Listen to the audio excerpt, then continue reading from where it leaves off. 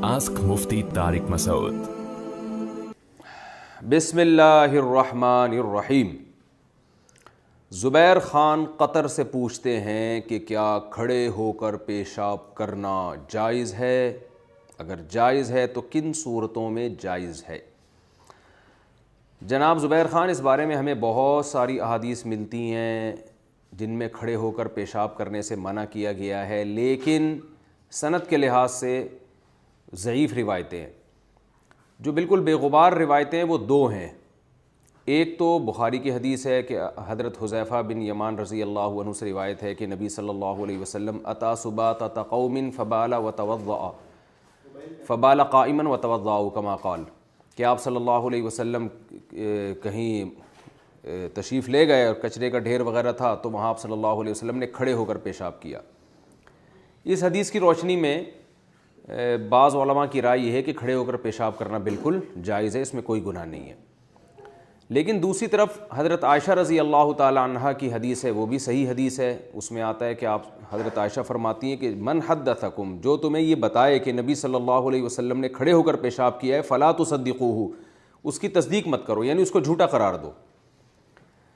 तो ये दूसरी हदीस है जिसमें अम्मी आयशा फरमाती हैं कि आप सल्लल्लाहु अलैहि वसल्लम कभी खड़े होकर पेशाब नहीं करते थे, बल्कि अगर कोई कहे कि आपने खड़े होकर पेशाब किया तो उसका इनकार कर दो। तो हज़रत हुज़ैफ़ा वाली हदीस से पता चलता है कि बहरहाल नबी ने ये काम किया है। अम्मी आयशा तो चूँकि रोज़ जो नबी सल्लल्लाहु अलैहि वसल्लम का मामूल देख रही हैं उसके हिसाब से बता रही हैं कि नबी ये काम नहीं करते थे। तो इससे हमें पता चलता है कि आप सल्लल्लाहु अलैहि वसल्लम का जो आम मामूल था वो बैठ के पेशाब करने का था, और उसमें आप सल्लल्लाहु अलैहि वसल्लम इतनी ज़्यादा ताकीद से और इतनी पाबंदी से बैठ के पेशाब फरमाए करते थे कि अम्मी आयशा को ये गुमान हुआ कि ये कभी हो ही नहीं सकता कि नबी खड़े होकर पेशाब करेंगे। तभी तो कह रही हैं कि जो ये कहता है उसका इनकार कर दो। तो इससे पता चलता है कि असल सुन्नत और असल अदब यही है कि बैठ के पेशाब किया जाए। एक वाक़या मिलता है कि खड़े होकर पेशाब किया, तो कभी भी एक वाक़ये को उसूल नहीं बनाया जाता। उसूल हमेशा यानी उसूल और ज़ाब्ता वहाँ से अख़ज़ किया जाता है जो आम मामूल हो। तो एक दफ़ा आपने खड़े होकर जो पेशाब किया तो उलमा उसकी वजूहात बयान करते हैं। बाज़ उलमा कहते हैं हो सकता है वहाँ पर बैठने की जगह ना हो। बाज़ ने कहा कि हो सकता है आप सल्लल्लाहु अलैहि वसल्लम की कमर मुबारक में या घुटने में तकलीफ़ हो, कोई उज़र हो। बाज़ ने ये कहा कि एक बीमारी है घुटनों की या कमर की जिसमें खड़े होकर पेशाब करने से फ़ायदा होता है, तो ऐन मुमकिन है आप सल्लल्लाहु अलैहि वसल्लम बतौर इलाज के कर रहे हो। और ये भी मुमकिन है कि आप सल्लल्लाहु अलैहि वसल्लम इसलिए खड़े होकर कर रहे हो ताकि लोग खड़े होकर पेशाब को बिल्कुल हराम ना समझें, क्योंकि बाज़ दफ़ा बैठने की जगह नहीं होती तो खड़े होकर ही पेशाब करना पड़ता है। तो जो जमहूर उलमा हैं उनका मौक़िफ़ इस बारे में ये है कि बैठ के पेशाब करना सुन्नत है, अदब है, और खड़े होकर पेशाब करना खिलाफ सुन्नत है, मकरूह है, नापसंदीदा है, क्योंकि आप सल्लल्लाहु अलैहि वसल्लम का ये मामूल नहीं था। और अगर खड़े होकर पेशाब करने में छींटे पड़ने का अंदेशा हो तो फिर तो ये बिल्कुल नाजायज़ है, हराम है, क्योंकि आप सल्लल्लाहु अलैहि वसल्लम ने फरमाया इस्तंज़िहू मिनल बाउल फ़इन्न आम्मत अज़ाबिल क़ब्रि मिन्हु, पेशाब से की छींटों से बचो, यानी पेशाब से बचो, इसलिए कि अक्सर अज़ाब क़ब्र पेशाब की वजह से होता है। तो ख़ुलासा कलाम यह है कि खड़े होकर पेशाब करना मकरूह है, नापसंदीदा अमल है। असल सुन्नत यही है कि बैठ के पेशाब किया जाए। अलबत्ता खड़े होकर पेशाब करने को हराम या गुनाह कबीरा नहीं कहा जाएगा, नापसंदीदा मकरूह कहा जाएगा। और अगर कोई ज़रूरत हो तो फिर बिल्कुल जायज़ है। जैसे बाज़ दफ़ा वॉशरूम में बैठने की जगह ही नहीं होती, जब आप किसी दूसरे कंट्री जाते हैं तो वहाँ जगह ही नहीं होती। बाज़ दफ़ा इंसान जल्दी में होता है, वॉशरूम का दरवाज़ा बंद है, तो अब इतनी देर इंतज़ार करना मुश्किल है, तो फिर चलो वहीं खड़े होकर पेशाब कर ले इंसान। तो कोई उज़र है तो बिल्कुल जायज़ है, और अगर कोई उज़र नहीं है तो फिर बहरहाल मकरूह नापसंदीदा है ये अमल। बाकी इस बारे में और भी बहुत सारी रवायतें हज़रत उमर से मरवी है कि मैं जब से इस्लाम लाया हूँ मैंने खड़े होकर पेशाब नहीं किया, लेकिन हज़रत उमर से एक दफ़ा खड़े होकर पेशाब करने की रिवायत भी मिलती है। तो बाकी जो रिवायतें उनमें दोनों तरह की रिवायतें हमें मिलती हैं। तो ये दो हदीसें बिल्कुल बेगुबार हैं, एक कि नबी सल्लल्लाहु अलैहि वसल्लम ने खड़े होकर पेशाब किया, हज़रत हुज़ैफ़ा इस हदीस के रावी हैं, लेकिन एक वाक़या मिलता है। और दूसरा अम्मी आयशा जो आपकी ज़ौजा हैं, जो आपके हालात ज़्यादा जानती हैं, वो बताती हैं कि नबी सल्लल्लाहु अलैहि वसल्लम ऐसा नहीं करते थे। तो इसलिए उलमा ने दोनों में तत्बीक दी है, और तत्बीक इसी तरह से दी है कि कभी किसी उज़र से हो जाए तो बिल्कुल जायज़ है, बिला उज़र ये काम नापसंदीदा है, मकरूह है। अच्छा हाँ, علامہ یوسف بنوری رحمۃ اللہ علیہ جو بنوری ٹاؤن کے بانی تھے، انہوں نے ایک اور بات یہاں لکھی ہے کہ کھڑے ہو کر پیشاب کرنا جو ہے اس زمانے میں غیر مسلموں کا شعار بھی بن چکا ہے، وہ بیٹھ کے نہیں کرتے پیشاب۔ تو فرمایا کہ جو چیز غیر مسلموں کا شعار بن جائے نا، اس سے اجتناب اور زیادہ ضروری ہے۔ تو مسلمان قوم ہمیشہ سے اسلاف سے لے کے آج تک کھڑے ہو کر پیشاب کو معیوب ہی سمجھتے رہے ہیں، برا سمجھتے رہے ہیں، اور ویسے بھی ایک عجیب سی ایک اس میں حیوانگی سی معلوم ہوتی ہے۔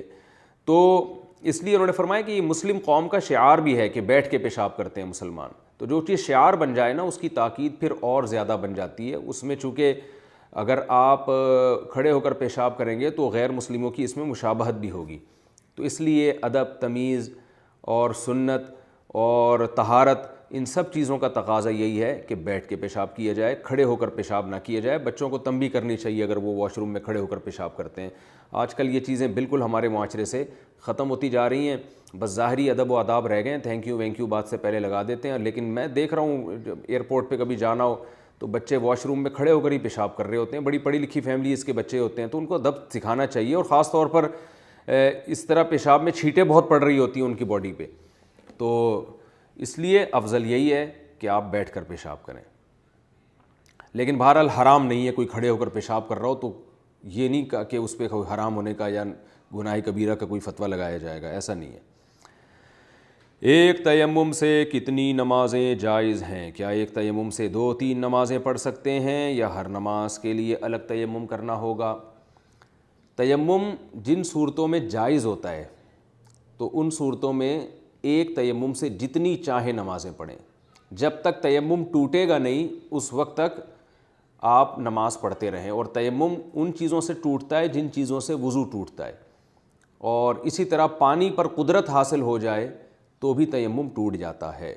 لیکن آج کل لوگ ایک گڑبڑ یہ کر رہے ہیں کہ بات بات پہ تیمم کر لیتے ہیں، پانی موجود ہے، بس ٹھنڈا پانی ہے تو بھائی گرم کر کے وضو کر لو یا غسل کر لو، تو وہ اس میں سستی آ رہی ہے۔ اور بعض دفعہ ٹھنڈے پانی سے بھی نہا سکتے ہیں، وہ کوئی بیماری نہیں ہے، لیکن چونکہ سستی ہو رہی ہے ٹھنڈے پانی سے نہانے سے تو بھی تیمم کر لیتے ہیں۔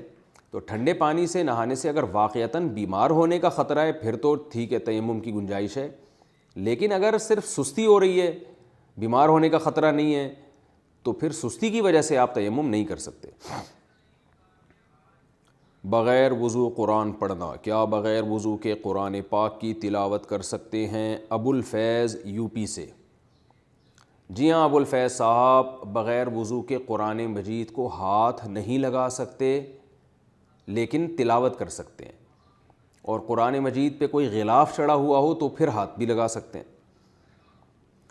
الکوہل، اچھا غلاف میں یہ ضروری ہے کہ وہ قرآن سے بالکل الگ ہو، اس کے اوپر جلد پہ نہ چڑھا ہوا ہو، یعنی الگ سے چادر میں لپیٹا ہوا ہو نا، جیسے چادر ہے آپ نے قرآن مجید پہ لپیٹ دی تو پھر اس چادر کو پکڑ سکتے ہیں آپ۔ لیکن وہ جو غلاف جو اس کا حصہ بن جاتا ہے اور قرآن مجید کے جو دونوں جانب ہیں وہ غلاف کے اندر ڈال دی جاتی ہیں تو وہ بھی قرآن کا جز بن جاتا ہے، پھر اس کو بھی بغیر وضو ہاتھ نہیں لگا سکتے۔ الکوہل والا پرفیوم کیا استعمال کر سکتے ہیں؟ کہتے ہیں جی الکوہل والے جتنے اسپرے اور پرفیوم ہیں کیا انہیں استعمال کر سکتے ہیں یا نہیں، نیز اس سے نماز پر کوئی فرق پڑتا ہے یا نہیں؟ نام ہی نہیں لکھا۔ جی الکوہل والے جتنے بھی پرفیوم ہیں سب استعمال کر سکتے ہیں۔ وہ الکوہل جو ناپاک ہے وہ صرف وہ الکوہل ہے جو کھجور یا انگور کی بنی ہوئی ہو، تو آج کل الکوہل کوئی بھی کھجور یا انگور کی نہیں بنتی کیونکہ بہت مہنگی پڑتی ہے وہ، تو عام الکوہل جتنی بھی ہیں وہ کھجور انگور کے علاوہ چیزوں کی بنتی ہیں، لہذا الکوہل کا خارجی استعمال بالکل جائز ہے، اس میں انشاءاللہ کوئی گناہ نہیں ہے۔ لیڈیز ہیئر ڈریسر کا کام کرنا، کیا لیڈیز ہیئر ڈریسر کا کام مرد کے لیے حلال ہے یا نہیں؟ عبد الرحمن دہلی سے۔ مرد کے لیے تو بالکل بھی حلال نہیں ہے، کیونکہ خواتین آئیں گی ان کے سر کو دیکھے گا، ان کے بالوں کو ہاتھ لگائے گا، تو سب چیزیں ناجائز حرام ہیں۔ عورت کے سر کے بالوں کا نامحرم سے بہت سخت پردہ ہے، تو وہ جب ان بالوں کا پردہ ہے تو ان کو ہاتھ لگانا کہاں سے جائز ہو گیا؟ البتہ خواتین یہ کام کر سکتی ہیں، لیکن اس میں بھی پھر یہ ضروری ہے کہ غیر شرعی بال نہ بنائیں۔ ناپاکی کی حالت میں ناخن اور غیر ضروری بال کاٹنا، میں نے سنا ہے کہ ناپاکی کی حالت میں ناخن کاٹنا اور غیر ضروری بال کاٹنا گناہ ہے، اس بارے میں رہنمائی فرمائیں۔ کلیم اللہ صاحب راول پنڈی سے۔ گناہ نہیں ہے، بال بھی کاٹ سکتے ہیں، ناخن بھی کاٹ سکتے ہیں، البتہ بہتر یہ ہے کہ نہ کاٹے جائیں، جب غسل کر لیں پھر کاٹیں، تو بہتر یہ ہے، افضل یہ ہے۔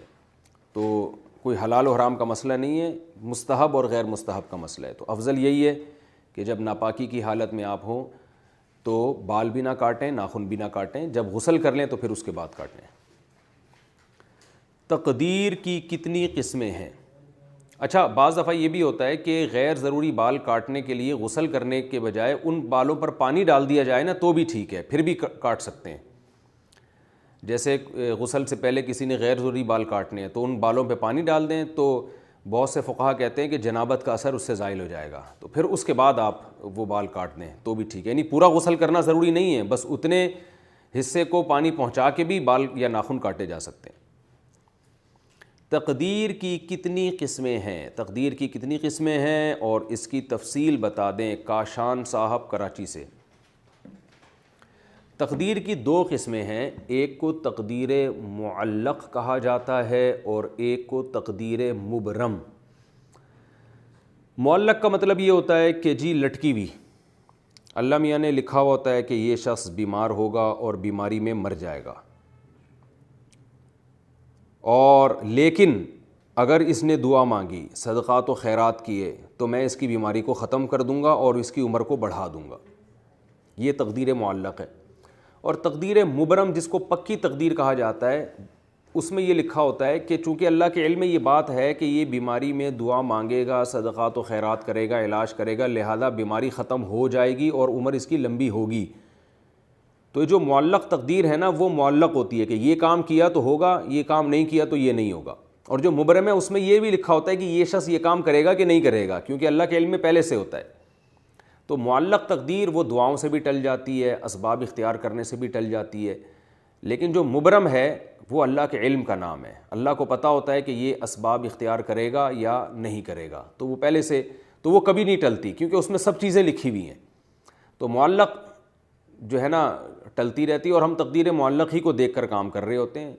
ایسا لگ رہا ہوتا ہے کہ یہ مریض ہے، یہ مر جائے گا بیچارہ بیماری سے، لیکن ہم اس کے لیے دعائیں مانگ رہے ہوتے ہیں کہ شاید اصل تقدیر میں لکھا ہو کہ یہ دعائیں مانگے گا تو یہ بیماری ٹل جائے گی۔ تو ہمیں اس مبرم کا بالکل بھی نہیں پتہ ہے، وہ اللہ کے علم کا نام ہے اور وہ کبھی بھی چینج نہیں ہو سکتی۔ جو اس میں سب کچھ ہے، اس میں یہ ہے کہ یہ اچھے عمل کرے گا لہذا جنت میں جائے گا، یہ برے عمل کرے گا لہذا جہنم میں جائے گا۔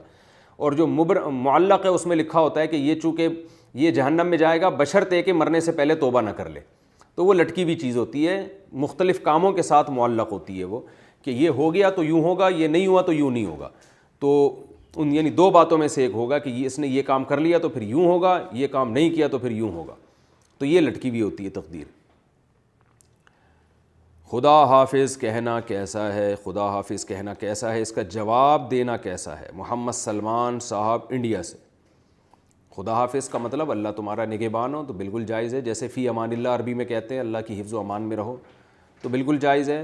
دعا ہے یہ اصل میں، تو کسی سے جاتے ہوئے دعائیں دینا، کسی بھی الفاظ کے ساتھ دعائیں دی جا سکتی ہیں، نہ اللہ کی طرف سے پابندی ہے نہ گورنمنٹ کی طرف سے اس پہ کوئی پابندی ہے۔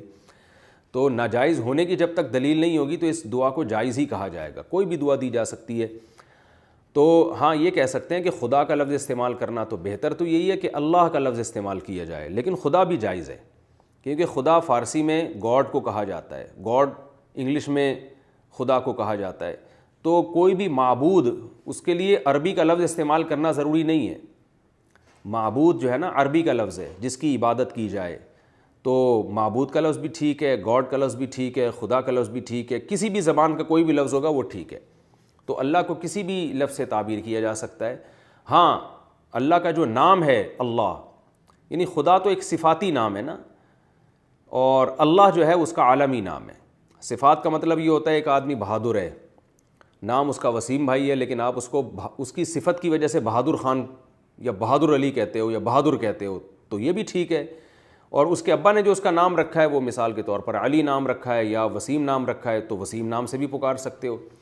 تو یہ علمی نام ہے، علم، جو والدین نام رکھتے ہیں وہ علم ہوتا ہے، اور جو پبلک جس نام سے یاد کرتی ہے اس کی صفات کی وجہ سے وہ صفاتی نام کہلاتا ہے۔ تو اللہ کے بہت سارے صفاتی نام ہیں، ان میں وہ عربی میں ہونا ضروری نہیں ہے، جیسے رحمان ہے، رحیم ہے، کریم ہے، غفار ہے، اور عزیز ذو انتقام ہے، یہ سارے صفاتی نام ہیں. تو یہ عربی میں بھی ہو سکتے ہیں، کسی صفت کو اردو میں بھی ہائی لائٹ کیا جا سکتا ہے، انگلش میں بھی ہائی لائٹ کیا جا سکتا ہے. تو گاڈ کا مطلب ہوتا ہے جو بھی پیدا کرنے والا، انگلش میں گاڈ جو بھی جس کی بھی عبادت کی جائے، جو آسمانوں پر ہے اور اپنے بندوں کی نگرانی کر رہا ہے. فارسی میں اس کو خدا کہتے ہیں. اب لوگ زیادہ پیچیدگیوں میں چلے جاتے ہیں کہ جی خدا جو ہے وہ تو فلاں لفظ سے نکلا ہے، تو فلاں سے نکلا ہے، تو اس کا تو یہ مطلب تھا، تو اس کا تو یہ مطلب. لغت ان چیزوں کو نہیں دیکھتی کہ کون سا لفظ کہاں سے نکلا ہے، لغت یہ دیکھتی ہے کہ اب کس معنی میں استعمال ہو رہا ہے. اس کی میں اکثر مثالیں دیتا ہوں کہ موسیٰ کا لفظ عربی میں بلیڈ اور استرے کو کہا جاتا ہے، حالانکہ موسیٰ علیہ السلام تو ایک پیغمبر بھی تھے. تو فقہا موسیٰ کا لفظ استعمال کرتے ہیں جگہ جگہ کہ سر کے بالوں کو موسیٰ کے ذریعے کاٹ سکتے ہیں آپ. تو کیوں؟ یہاں کسی اور معنی میں یوز ہو رہا ہے. اور جب فرعون کے مقابلے میں جو جلیل القدر پیغمبر آئے تھے تو وہاں بالکل ایک نئے معنی میں استعمال ہو رہا ہے. تو یہی بحث لوگ چھیڑ دیتے ہیں حلیم کے بارے میں کہ حلیم اللہ کا نام ہے، تو لہذا جو حلیم کی دیگ ہے اس کو حلیم نہیں کہنا چاہیے، دلیم کہنا چاہیے. تو یہ کیا بات ہوئی بھائی؟ جو پبلک نے جس چیز کو جو نام دیا وہی کہا جائے گا نا. تو اللہ کا نام حلیم کسی اور معنی میں ہے، اور جو دیگ جو روٹی کے ساتھ کھائی یا چمچ کے ساتھ کھایا جاتا ہے وہ کسی اور معنی میں ہے. تو لغت ان پیچیدگیوں کو نہیں دیکھتی. تو جو عرف میں جس چیز کے لیے جو لفظ استعمال ہو رہا ہے وہی یوز کرنا چاہیے.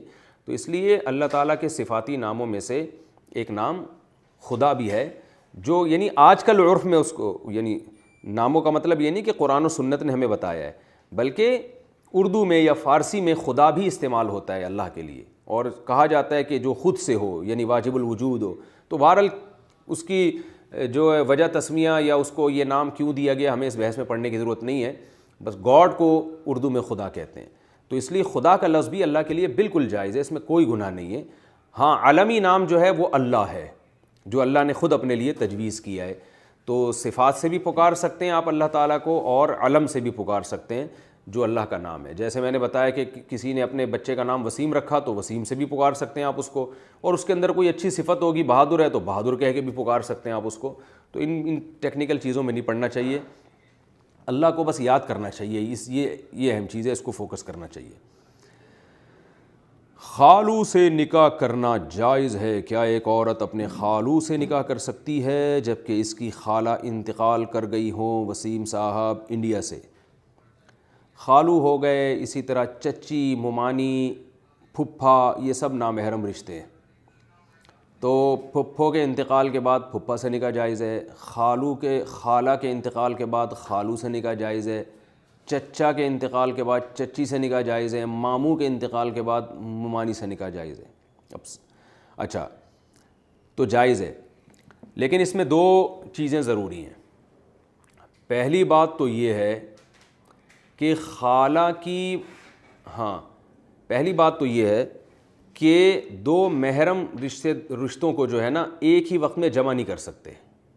جیسے ایک خاتون سے اگر آپ نے نکاح کیا تو اس کی بہن سے بھی اس خاتون کی موجودگی میں آپ نکاح نہیں کر سکتے. ایک خاتون سے آپ نے نکاح کیا، اس خاتون کی خالہ سے بھی اسی وقت میں آپ نکاح نہیں کر سکتے، یعنی خالہ اور بھانجی کو آپ نکاح میں جمع نہیں کر سکتے. تو یہ اہم مسئلہ ہے، اس کو اچھی طرح سمجھیں. ہاں ایک کو اگر آپ نے ڈیورس دے دی تو پھر ڈیورس کے فوراً بعد بھی نکاح نہیں کر سکتے. جیسے کسی خاتون کو آپ نے ڈیورس دی ہے تو اب فوراً اس کی بہن سے نکاح نہیں ہو سکتا، بلکہ اس خاتون کی عدت ختم ہوگی، اس کے بعد نکاح ہو سکے گا. تو یہ بھی خوب سمجھ لیں. کسی خاتون سے آپ نے نکاح کیا، اس کو ڈیورس دینے کے بعد آپ اس کی خالہ سے فوراً نکاح نہیں کر سکتے. آپ نے اگر اس خاتون کو ڈیورس دی ہے، طلاق دی ہے، تو پہلے اس خاتون کی عدت ختم ہوگی، اس کے بعد آپ اس کی خالہ سے نکاح کر سکیں گے. تو یہ خوب اچھی طرح مسئلہ سمجھ لیں. آپ نے اپنی وائف کی بھانجی سے نکاح کرنا ہے تو وائف کو ڈیورس دینے کے بعد فوراً اس کی بھانجی سے نکاح نہیں کر سکتے آپ، بلکہ وائف کی عدت ختم ہوگی، اس کے بعد آپ اس کی بھانجی یا بھتیجی سے نکاح کر سکیں گے. تو یہ خوب سمجھ لیں. ہاں موت کی صورت میں فوراً نکاح جائز ہے. ایک خاتون سے آپ نے نکاح کیا اور اللہ نہ کرے اس کا انتقال ہو جائے فوراً ہی، تو پھر فوراً آپ اس کی بہن سے نکاح کر سکتے ہیں، اس میں عدت نہیں ہے. اور کسی خاتون سے آپ نے نکاح کیا، فوراً اس کی ڈیتھ ہو گئی تو اس کی خالہ سے بھی فوراً نکاح کر سکتے ہیں. تو دونوں کو نکاحوں میں جمع نہیں کیا جا سکتا، اور عدت کے دوران بھی نکاح نہیں کیا جا سکتا. فجر کے بعد سونا منع ہے، یہ مسئلہ میں اس سے پہلے والے ایپیسوڈ میں بہت ڈیٹیل سے بیان کر چکا ہوں۔ صلہ رحمی کیسے ہوتی ہے؟ صلہ رحمی کسے کہتے ہیں؟ کیا رشتہ داروں کی معمولی مدد کرنا بھی صلہ رحمی ہے؟ ماریا صاحبہ انڈیا سے۔ صلہ کا معنی ہوتا ہے جوڑنا، وصل سے نکلا یہ لفظ، وصل۔ ہم کہتے ہیں نا فلاں کا وصال ہو گیا، یعنی وہ جڑ گئے اللہ میاں سے، تو مجھے پارسل موصول ہوا ہے کہتے ہیں نا، یعنی مجھ تک پہنچ گیا ہے، مجھ سے مل گیا ہے۔ تو وصل کا معنی ہوتا ہے ملنا، صلہ اسی سے نکلا ہے۔ رحم رشتہ داروں کو کہا جاتا ہے، تو رحمی یہ نسبت کیا ہے رشتہ داری کو جوڑنا۔ تو صلہ رحمی کسے کہتے ہیں؟ صلہ رحمی رشتہ داروں کے ساتھ ایسا سلوک کرنا جس سے وہ آپ سے جڑے رہیں، اس کو کہتے ہیں۔ اب جوڑنا کیسے ہے؟ یہ عرف کے لحاظ سے آپ کو پتہ ہے فلاں رشتہ دار کو جوڑنے کا کیا طریقہ ہے، فلاں رشتہ دار کو جوڑنے کا کیا طریقہ ہے، تو ہر ایک کا الگ طریقہ ہوتا ہے، سب کو ایک ہی لاٹھی سے نہیں ہانکا جاتا۔ اگر کوئی رشتہ دار بہت مالدار ہے، اسے آپ 1000 روپے گفٹ دیں گے تو وہ جڑنے کے بجائے ٹوٹے گا، وہ کہے گا میں کروڑوں روپے کماتا ہوں، تم 1000 روپے دے کے میری مدد کر رہے ہو، تم اپنے آپ کو بڑا سمجھ رہے ہو، مجھے چھوٹا سمجھ رہے ہو۔ تو وہاں یہ 1000 روپے دینا جوڑ کے بجائے ہو سکتا ہے توڑ کا ذریعہ بن جائے۔ بہن کو وراثت نہ دینا اور عید بقرعید پہ پیسے دے دے کے اس کو ٹرخانہ تحفے دے دے کے، تو یہ بھی آپ گفٹ تو دے رہے ہیں لیکن بجائے جڑنے کے ٹوٹ رہا ہے رشتہ۔ وجہ اس کی وہ کہے گی میری طارق روڈ کی دکان لے کے بیٹھا ہوا ہے اور بس عید بقرعید پہ تھوڑے بہت گفٹ بھیج دیتا ہے یہ۔ تو جوڑ جو ہے نا، جہاں بھی کوئی عمل جس سے جڑے، رشتہ داروں میں محبت پیدا ہو، اس کو صلہ رحمی کہا جائے گا۔ تو یہ کبھی ہدیے دے کر ہوتی ہے، آپ کے غریب رشتہ دار ہیں، آپ ان کو گفٹ دیں گے، پیسے دیں گے۔ اچھا، میں لوگوں سے ایک بات کہتا ہوں کہ جتنا رشتہ پیسوں سے جڑتا ہے اتنا کسی اور چیز سے نہیں جڑتا۔ دیکھو، لوگ تنخواہوں کے چکر میں پورے مہینے آفس جاتے ہیں نا، کیونکہ مہینے کے بعد ان کو پیسے ملتے ہیں باس کی طرف سے یا کمپنی کی طرف سے۔ تو یہ جو لفافہ ان کو ملتا ہے یا چیک ملتا ہے ان کو، یا ان کے اکاؤنٹ میں پیسے ٹرانسفر ہوتے ہیں، یہ پیسے ان کو ایسا جوڑتے ہیں کہ صبح روزانہ 9 بجے سے لے کے شام 5 بجے تک وہ آفس میں چپک کے بیٹھے رہتے ہیں کرسی پہ۔ تو پیسے میں اتنی طاقت ہے کہ یہ ایلفی کی طرح جوڑ دیتا ہے۔ تو اس لیے رشتہ داروں میں جوڑ پیدا کرنے کے لیے روکھڑا خرچ کریں، میں لوگوں سے کہتا ہوں پیسہ دیں ان کو۔ آج کنجوسی اتنی ہے کہ پیسے نہیں خرچ کرتے۔ بھائی کو چاہیے وہ لفافے میں پیسے ڈال کے بھائی کو گفٹ کر دے۔ ابا کو اگر آپ جوڑ کے رکھنا چاہتے ہیں، ابا آپ سے خوش نہیں ہے، تو لفافے میں پیسے ڈال کے ابا کو گفٹ کر دے کہ یہ آپ کے لیے ہدیہ ہے۔ والدہ سے چاہتے ہیں تعلقات اچھے رہیں تو پیسے ڈالیں لفافے میں، امی کو گفٹ کر دیں۔ تو بیگم سے چاہتے ہیں تعلقات اچھے رہیں تو لفافے میں جو نان نفقے کے علاوہ کچھ پیسے ڈال کے کبھی کبھار دے دیا کریں۔ تو یہ روکھڑا ایسی چیز ہے کہ یہ انسانوں کو آپس میں جوڑ دیتا ہے۔ میں نے بڑی دشمنیاں دیکھی ہیں کہ لوگوں میں بڑے اختلافات تھے، پھڈے تھے، ایک دوسرے پہ کیچڑ اچھالنا، عزتوں کا جنازہ نکالنا۔ تو میرے پاس آئے، میں نے ان کو مشورہ دیا کہ یار آپ اپنے بھائی کو، اپنی فلاں بہن کو جو آپ کے صبح و شام خلاف بولتی ہے، یا آپ کی فلانی ممانی یا چچی جو بھی صبح و شام آپ کے خلاف آپ کی جڑیں کاٹتی ہیں، لفافے میں پیسے ڈال کے چپکے سے پارسل کر دیا کرو۔ تو وہ کہتے ہیں ایسا، یہ ہم نے جب یہ عمل کیا تو ایسے جیسے آگ پہ کسی نے ٹھنڈا پانی ڈال دیا ہو۔ تو اس لیے سب سے زیادہ جو چیز انسان کو جوڑتی ہے وہ ہے ہدیہ، اور ہدیے میں بھی پیسہ۔ آپ صلی اللہ علیہ وسلم نے فرمایا تہادوا تحابوا، ایک دوسرے کو گفٹ دیا کرو، اس سے آپس میں محبت پیدا ہوتی ہے۔ تو ایک بات تو یہ۔ دوسری بات، اگر آپ غریب ہیں، گفٹ دینے کی آپ میں سکت نہیں ہے، پیسے دینے کی سکت نہیں ہے، تو آپ صلی اللہ علیہ وسلم نے فرمایا بل الارحام ولو بالسلام، رشتوں کو تر رکھو اگرچہ سلام ہی کے ذریعے کیوں نہ ہو۔ تو دیکھیں کنجوسوں کے لیے بھی ایک پیکج دیا ہے کہ اگر گفٹ نہیں نکلتا جیب سے تو سلام کر لیا کرو، ہر تھوڑے دن کے بعد فون کر لیا، بھائی اپنی بہن کو فون کر لیا، اور بھائی خیریت، طبیعت ٹھیک ہے؟ وہ کہا بھائی خیریت آج کیسے پوچھا؟ بس ویسے ہی پوچھا، یاد آ رہی تھی، تو آپ میری سسٹر ہیں، ماشاءاللہ آپ میری بہن ہیں۔ میں نے کہا بہت دن ہو گئے، ہیلو ہائے، اور بچے کیسے ہیں، اور وغیرہ وغیرہ۔ تو ویسے ہی سلام کر لیا جائے، اور والدین کو سلام کیا جائے، بھائی بہنوں کو سلام کیا جائے، کبھی ان کی دعوت کر لی، بیٹھ گئے۔ تو آپ صلی اللہ علیہ وسلم نے فرمایا رشتہ داری جوڑنے کا جو سب سے ادنا طریقہ ہے نا، حدیث کا مفہوم بیان کر رہا ہوں، وہ ہے سلام۔ تو چپ گونگے کے بن کے نہ بیٹھے رہا کریں۔ کئی مہینے گزر جاتے ہیں، خونی رشتوں سے سلام دعائی نہیں ہوتی، بات ہی نہیں ہوتی، تو یہ چیز قابل اصلاح ہے۔ تو آپ کو اب میرا خیال ہے صلہ رحمی کا مطلب سمجھ میں آ گیا ہوگا کہ جس طرح بھی رشتہ داری کو جوڑا جا سکتا ہے، اس طرح سے اس عمل کا نام صلہ رحمی ہے۔ اور ہر وہ چیز جو رشتے توڑنے کا ذریعہ بنتی ہے وہ قطع رحمی کہلاتی ہے. صلہ رحمی کے اپوزٹ ہے قطع رحمی. تو غیبتیں, بہتان تراشیاں, ایک دوسرے کے عیوب سے پردہ اٹھانا, اگر آپ کو کسی کا عیب نظر آئے تو چھپائیں اس کو, لوگوں کے سامنے ذلیل نہ کریں, اور کنجوسی کرنا, ان پہ خرچ نہ کرنا, ان کی وراثت کھا جانا, ان کا حق کھا جانا, قرضہ لے لینا. اچھا یہ بھی لوگ ایک چیز ہے کہ لوگ سمجھتے ہیں کہ جو ہے نا ہم کسی سے قرضہ مانگیں, اگر وہ نہیں دے گا تو رشتہ داری ٹوٹے گی. ایسا نہیں ہے, قرضہ مانگنے سے رشتہ داری ٹوٹتی ہے. آپ سب سے پہلے اپنی چیزوں کو خرچ کریں, خام خواہ میں رشتہ داروں سے مانگا نہ کریں. قرض کا مطلب ہوتا ہے کاٹنا عربی میں, اور مقراض قینچی کو کہتے ہیں. تو قرض جو ہے نا وہ رشتہ داری توڑنے کا ذریعہ بنتا ہے. تو قرضہ نہ مانگا کریں, جو اللہ نے دیا ہے بس, جو آپ کی پینٹ میں جتنے پیسے پڑے ہیں وہ یہی ہیں, مانگے نہیں کسی سے. جہاں آپ نے بڑے بھائی سے پیسے لیے, چھوٹے بھائی سے پیسے لیے, فلانے سے پیسے لیے, ڈمکانے سے پیسے لیے, وہ کھا جاتا ہے انسان, پھر وقت پہ ادا ہوتے نہیں ہیں, پھر وہ غیبتیں, یہ بندہ 2 نمبر ہے, یہ بندہ ایسا ہے, تو اور پھر اپنے خرچ نہیں کر رہے ہوتے. میں تو لوگوں کے معاملات دیکھتا ہوں کہ لوگ آتے ہیں جی قرضہ چاہیے تو کیا کرنا ہے جی, وہ علاج کرنا ہے جی, والدہ کینسر کی پیشنٹ ہے, ان کا علاج کرنا ہے. تو میں کہتا ہوں اپنی گاڑی بیچ کے علاج کرو پہلے, ٹھیک ہے نا, W11 میں جایا کرو, گاڑی کوئی ضرورت نہیں ہے. تو جب سب کچھ دیوالیہ ہو جائے نا, پھر جا کے قرضہ مانگا کریں کسی سے, پھر مانگتے ہوئے بھی اچھے لگتے ہیں. جب تک گھر بھی بیچ دو اپنا ذاتی گھر, کوئی انسان کی بنیادی ضرورت نہیں ہے. اگر آپ کو قرضہ چاہیے, آپ کو کوئی مسائل ہیں اور قرضہ ادا کرنے کی طاقت آپ میں نہیں ہے, کیونکہ اکثر لوگوں کے پاس قرضہ ادا کرنے کی طاقت ہوتی نہیں ہے, تو پھر بھی وہ مانگ رہے ہوتے ہیں, تو پھر اپنا ذاتی گھر بیچ دیں, کرائے پر آ جائیں. تو جب تک ساری چیزیں بیچ بوجھ کے, جب تک آپ اپنی جیب سے جب تک خرچ کر سکتے ہیں, آپ کسی سے مانگے نہیں. مانگنے سے رشتہ داری ٹوٹتی ہے, کیونکہ مانگنے کے بعد لوگ ٹائم پہ چیزیں ادا نہیں کرتے, پھر ایک دوسرے کی غیبتیں, لڑائیاں. میں گھروں میں دیکھ رہا ہوں قاتلانہ لڑائیاں ہو رہی ہیں, بھائی بھائی کا دشمن بنا ہوا ہے. تو اس لیے مالی معاملات میں 1 نمبر رہیں گے تو انشاءاللہ ان چیزوں کی نوبت نہیں آئے گی. جمعے کے خطبے میں ہاتھ باندھنا کیسا ہے؟ جمیل انصاری, ناگپور, انڈیا سے. جمعے کے خطبے کے دوران بعض لوگ اپنے ہاتھوں کو نماز کی طرح باندھ لیتے ہیں, کیا ایسا کرنا ٹھیک ہے؟ بالکل ٹھیک نہیں ہے, یہ عمل بدعت ہے, اس کا کوئی ثبوت نہیں ہے. بعض کو دیکھا ہے کہ پہلے خطبے میں ہاتھ باندھتے ہیں, دوسرے میں کھول دیتے ہیں, بعض الٹا کر رہے ہوتے ہیں. تو یہ سب فضول یعنی غلط چیزیں ہیں. فضول تو نہیں کہنا چاہیے, بالکل غلط چیزیں, غیر ثابت چیزیں. تو نبی صلی اللہ علیہ وسلم نے ایسا کوئی ادب ہمیں نہیں بتایا ہے.